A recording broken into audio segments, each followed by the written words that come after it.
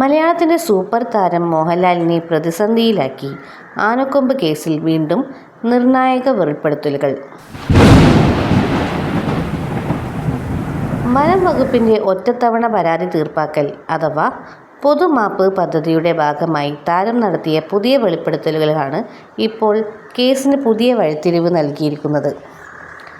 തൻ്റെ പക്കൽ നേരത്തെ കരുതിയതിനേക്കാൾ കൂടുതൽ ആനക്കൊമ്പുകൾ ശില്പങ്ങളും ഉണ്ടെന്നാണ് നടൻ ഇപ്പോൾ വനം വകുപ്പിന് മുന്നിൽ സമ്മതിച്ചിരിക്കുന്നത്.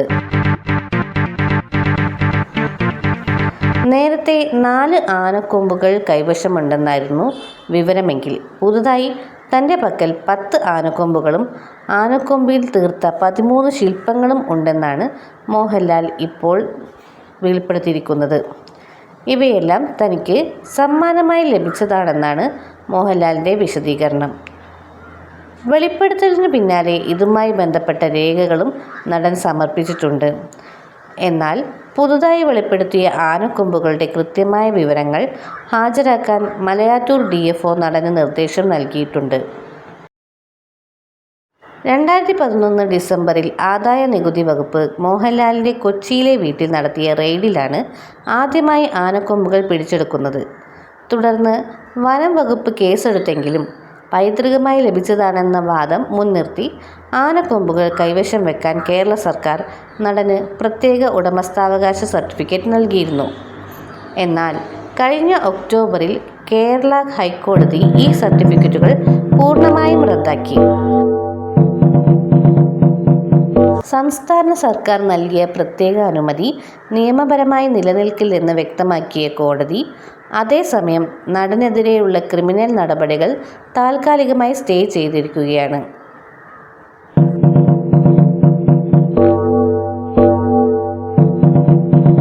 നിലവിൽ വനം വകുപ്പ് ഈ പുതിയ വെളിപ്പെടുത്തലുകളിൽ പ്രാഥമിക പരിശോധന മാത്രമാണ് നടത്തിയിട്ടുള്ളത്. വന്യജീവി സംരക്ഷണ നിയമപ്രകാരം ആനക്കൊമ്പുകൾ സമ്മാനമായി സ്വീകരിക്കാൻ നിയമം അനുവദിക്കുന്നില്ല. വരും ദിവസങ്ങളിൽ ഈ 5 ജോഡി ആനക്കൊമ്പുകളിലും DNA പരിശോധന നടത്താനാണ് വനം വകുപ്പിൻ്റെ നീക്കം. ഇത് വ്യത്യസ്ത ആനകളുടേതാണെന്ന് തെളിഞ്ഞാൽ നടന് കാര്യങ്ങൾ കൂടുതൽ സങ്കീർണമായേക്കും.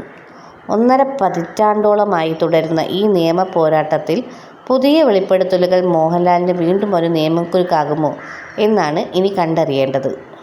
1.5 പതിറ്റാണ്ടിലേറെയായി കേരളം ചർച്ച ചെയ്യുന്ന മോഹൻലാലിൻ്റെ ആനക്കൊമ്പ് കേസ് ഇപ്പോൾ എത്തി നിൽക്കുന്നത് വലിയൊരു പ്രതിസന്ധിയിലാണ്.